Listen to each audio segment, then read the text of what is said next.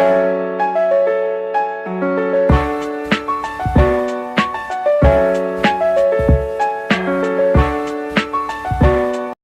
guys! Welcome back to my channel. Again, my name is Jap. Kumusta po kayong lahat? Okay, so yan guys, maraming salamat po sa walang sawang pagsubaybay sa ating pong daily love reading. And kung ikaw ay bago pa lang sa ating channel, mag-subscribe na po kayo. And i-click mo na rin yung ating notification bell para lagi kang updated sa ating mga bagong upload. So, ayan guys, sa mga interesado po sa ating Friday reading, ayan, message nyo na lang ako sa aking Facebook, Jade Tarot. Okay, or iwan mo na lang yung link ng aking Facebook sa ating comment section. Okay, so tignan natin guys, energy ng person mo. Energy ng person mo, ano yung nararamdaman niya sa'yo ngayon? Okay, nararamdaman ni person, and nararamdaman mo naman.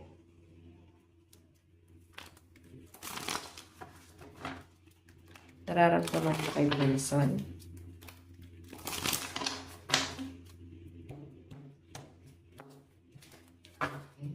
Nararamdaman mo sa person mo. Okay.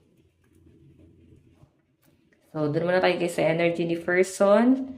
Ano yung nararamdaman niya sa inyo ngayon? Meron tayong, ayan, mukhang meron kayong pagtatalo, hindi kayo nagkakasundo, may nagmamatigas, nararamdaman ng person mo, corner mo na siya, no? Hindi siya nagsasalita kasi pwedeng lahat ng sasabihin niya, magkakaroon ka ng ibang, parang magiging palaisipan sa'yo. So, mas minamabuti, no, na itong person mo na manahimik. Ayaw niya masyadong magbigay ng kahit na anong information sa kung ano man yung mga tinatanong mo sa kanya. So, pwede rin naman guys kung gagalitin mo siya. Possible na magsalita yan. Yun nga lang guys, may kinakatakutan siya rito. Okay? Kasi, ano yan, no? 9 of Wands. May kinakatakutan siya, nahihirapan siya mag-explain sa inyo. Pwedeng hindi ka rin papatalo. Okay? Ano naman yung tingin mo kay person? Meron tayong 9 of Cups. So, siguro kahit sabihin naman ng person mo na maghiwalay na kayo, hindi na worth it, ganyan. Pinapakita sa akin kasi parang inilalaban pa rin tong relationship na to. Bumabalik at bumabalik pa rin. Oh. May hinihiling kasi na parang mangyari dito sa relasyon na to. Yun yung nagiging problema. Hindi nangyayari yung demand. Okay, pwedeng time, effort, walang nangyayari kasi pwedeng may pagbabago na rin na nangyayari dito sa person mo, no? Yung tipo ng, siya kasi yung tipo ng tao na binibigay niya yung effort, no? Na talagang paparamdam niya sa inyo na mahal ka. Pero dumating din siguro kayo sa point na parang hinahanap mo na yung pakiramdam na yon, nagbabago na. So, pwedeng nararamdaman mo na parang may pagbabago na sa person mo. Okay, tignan natin ano naman yung magiging action. So, nakikinig itong person na to sa sinasabi ng ibang tao, nasasaktan siya. Parang sinasabi na concern lang naman sila para sa love life niya. Then ito yung person mo umiiyak, mahal ka ng person mo. Nanghihingi siya ng advice sa ibang tao. Yun nga lang mga maling tao, yun nanghihinga niya ng advice. Okay? Ano naman yung magiging outcome? Meron tayong 10 of Pentacles. Okay, so family, malapit to sa family mo or pwede naging part siya ng family mo. Okay, or pwedeng, yun nga, pwedeng solo parent. Okay, tingnan natin. Meron tayong Page of Swords, mas bata sa inyo to or pwedeng hindi pa gano'n nagmamatured. Pwedeng may mga libangan siya na parang pambata yung libangan niya. Okay, sa side ni person, malakas po ang fire sign, Aries, Leo, Sagittarius, Cancer, Pisces, Scorpio, Aquarius, Gemini, Libra, Capricorn, Taurus, and Virgo. Sa side mo naman ano yung nararamdaman mo kay person, meron tayong King of Torches. So, nafe-feel ko talaga sa'yo na parang, ano ganito, nasaan na ba yung pagmamahal mo na dating pinaparamdam mo sa akin? Ang laki na ng pinagbago na tong taong to. Okay? Sige, titignan natin na naman ang tingin mo kay person. Okay, Four of Pentacles, inubos ka niya, no? Mapifeel mo na parang ginamit ka. Parang ginamit ka pagdating sa pera. Wala siyang tinira sa inyo kasi Four of Pentacles to. Okay? Titignan pa natin, guys. Ano naman yung magiging action mo sa relationship nyo? Oh, parang may isa lang siya guys, oh. Hindi ka nga papatalo, no? Medyo bungangera ka ba, bungangero? Mahilig makipag-debate? Or meron ka lang naman tinatanong sa kanya na parang, ba't hindi niya masagot? Okay? Parang may mga iniiwasan siya sa mga tinatanong mo sa kanya. Ramdam na ramdam mo yung pag-iwas niya rito. Okay, so tignan natin guys, ano naman ang, ayan, ano naman yung magiging outcome. Queen of Pentacles. So, ikaw kasi meron kang gustong mangyari dito sa relationship na to and wala eh. Feeling ko wala talaga siyang time. Tignan mo, oh, hawak-hawak mo yung kalabaw. So, alam naman natin na ang kalabaw is masyadong masipag. Kayod kalabaw nga daw, sabi nila, di ba? Doble kayod sa buhay. Then, wala talaga siya guys magiging time sa inyo. Feeling ko yun din yung hinahanap mo. Attention, time, pagmamahal, parang ano ba naman tong relasyon na to, parang ganyan. May title lang ng magjowa pero wala namang special. Bottom of the deck guys, meron tayong 9 of Pentacles. 9 of Pentacles. Sa pinapakita sa akin dito guys, ikaw nakapokus ka rin naman, workaholic ka rin naman, pero nabibigyan mo siya ng time. Siya kasi literal na wala. Okay? So sa side mo guys, malakas ang earth sign, Capricorn, Taurus, Virgo, Aries, Leo, Sagittarius. Grabe yung galit, no? Naglalagablab yung galit mo dito sa taong to. Tignan natin guys, na patungo to. Naiinis ka rin sa kanya. Okay. Ayan, tabi lang natin. Saan na patungo itong relationship na to, Spirit Guide? Okay. So, meron tayong the Star. Okay. So, guys, itong the Star na to, hope, healing, spirituality, wish, fulfillment, and success. Piling ko kasi guys, mas magpo-focus ka sa success mo. Okay? Mas magpo-focus ka sa goal mo sa buhay, sa family mo, sa lahat ng makakabuti para sa family mo. Okay? Kahit kalabaw ka rin naman kasi lahat ginagawa mo.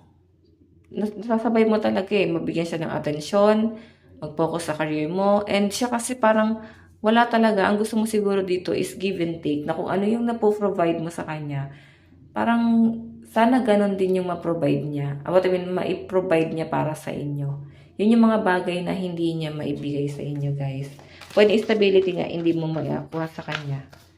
Okay? Meron tayong, Knight of Wands, may paparating sa inyo na new love interest.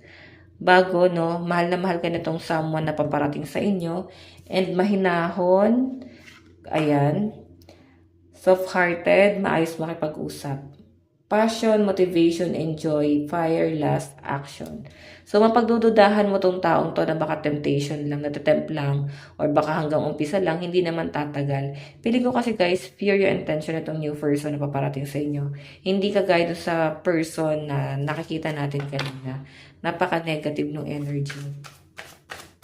Tignan pa natin guys, meron tayong Page of Pentacles. So, pagdududahan mo lang kasi siguro, mas bata sa inyo or pwedeng mukhang bata.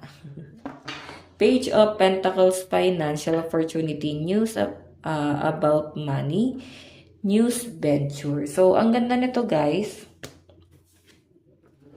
Okay, may mga bagong opportunity na paparating sa inyo, lalo na at nakikita ko sa inyo, nagpo-focus ka sa finances mo. So, feeling ko kasi ito yung mas pagtutuunan mo ng pansin.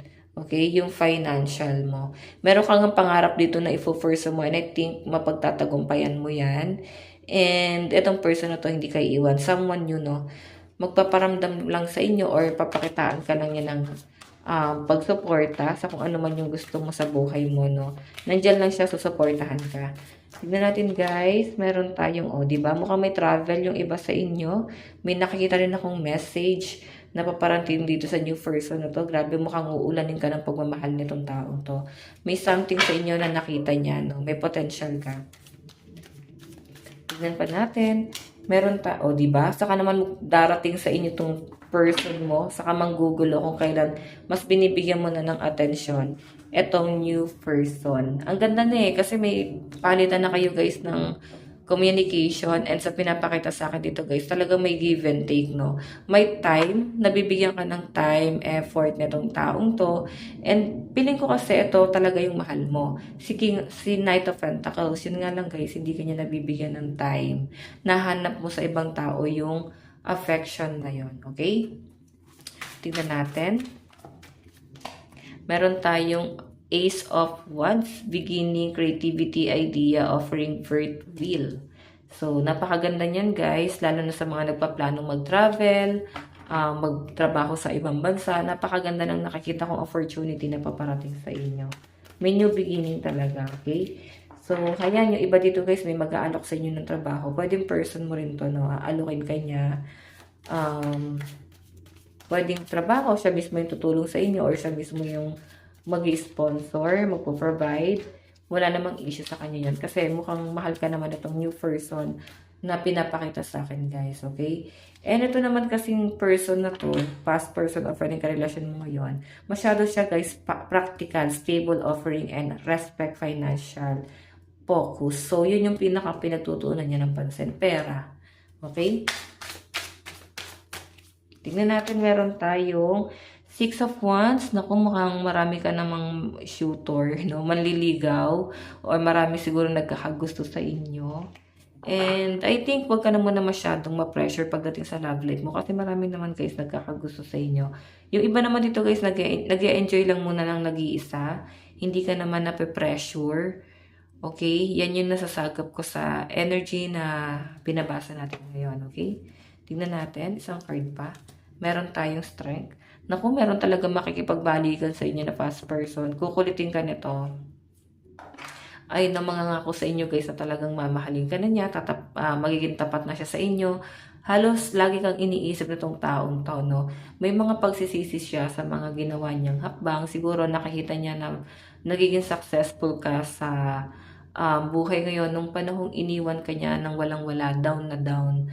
Okay? So, biglang tumahimik yung paligid na nasagap ko rito. Okay? Yun nga lang kasi guys, kagaya ng sabi ko, may paparating sa inyo. So, kung ito yung titignan mo rito, makikipagbalikan siya sa inyo, hindi yan magbabago. Sa umpisa lang to. Kaya nga sabi ko sa inyo, kung gusto mo talaga ng totoong pagmamahal, ito merong nakikipag-entertain, merong tao nakakausap sa inyo, and bibigyan mo ng importansya yan. Okay, mukhang may pagtatalong mangyayari, magagalit yung person mo, inis, hindi siya papayag na hindi ka makapagbalikan sa kanya, no? Medyo manipulative yan, guys. Dadaanin ka dito sa, sa sumbat. Okay, susumbat niya lahat ng naitulong niya sa inyo hanggang sa parabang, alam mo yan, na manipula ka na pala niya, hindi ka pa aware. Okay, tingnan pa natin. Meron tayong Queen of Swords. Matalino ka rin naman. Hindi kanya mabibihag sa mga ginagawa niyang ganito. So, ito guys, yung future. Sa pinapakita sa akin, dahil nga marami ka na pinagdaanan sa buhay at mas nag-focus ka sa career mo, sa nasasagap ko rito guys, mas nagmamatured yung energy mo. Okay, mas nagmamatured ka ngayon sa dami na rin ng experience mo. Love advice.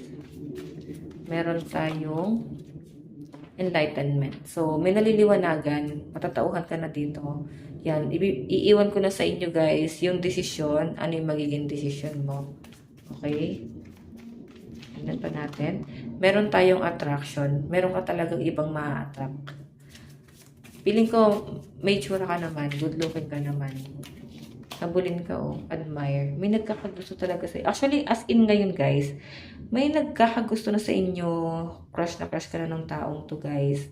Hindi na siya mapakali ng hindi ka kinakausap. Feeling ko rito, kilala mo na yan, kababata mo, recognition. Okay, ayan o, may mag-a-admire sa inyo, pero nahihiya tong taong to, natatakot. Tignan pa natin, meron tayong let go. So, yung past person or karelasyon mo ngayon, let go mo yan. Wala kang mapapala sa taong yon. Ako na nagsasabi sa inyo. Okay? So, obstacle. Tignan mo, naging tapat ka naman doon sa person na yon, ang tayo mong pinagdaanan, pero nanatili kang tapat sa kanya. So, parang sayang. Dapat pala noon palang pinahalagahan mo ko. Parang ganun ang sagap ko. Pero hindi niya kasi guys, ginawa sa inyo. Okay? So, yun guys, ito lang naman po ang inyong Daily love reading. Ayan, tignan muna natin yung energy na nasagap natin. Malakas sa mga fire sign. Aries, Leo, Sagittarius, pero Leo. Cancer, Pisces, Scorpio, Aquarius, Gemini, Libra. Okay? So, yun guys. Ito lang naman po ang inyong daily love reading. Okay? So, bukas po ulit. God bless and love you all. Okay? Bye-bye. Hindi ko masara to. Bye-bye guys. Love, love.